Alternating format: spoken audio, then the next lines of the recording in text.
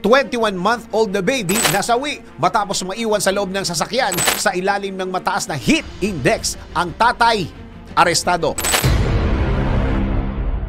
Sa murang edad ay agad na nagwakas ang buhay ng isang baby sa Louisiana, USA matapos itong maiwan ng kanyang tatay sa loob ng sasakyan sa loob ng ilang oras. At para palalain pa ang sitwasyon, nakaparada ang sasakyan sa ilalim ng mainit na panahon. Ang detalye ng nakapanlulumong pagkamatay ng bata, eto, pasado 2:00 ng madaling araw nang dumating ang 32 anyos na si Joseph Boatman sa bahay ng kanyang kaanak sa Madisonville, Louisiana, USA para sunduin ang kanyang 21-month-old baby.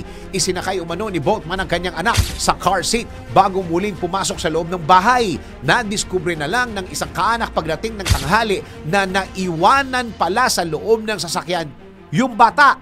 Ayon sa St. Tammany Parish Sheriff's Office, idineklarang patay ang bata sa pinangyarihan ng insidente.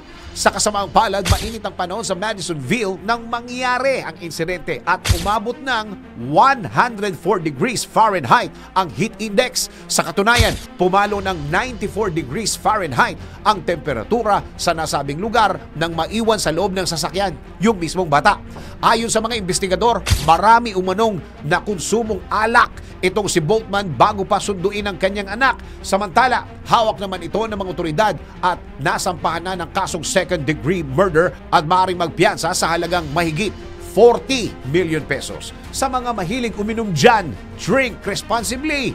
Pero kung ikaw ay may anak na, maging responsable munang mga magulang bago unahin ang pakikipag-inuman. DWIZ Research Report.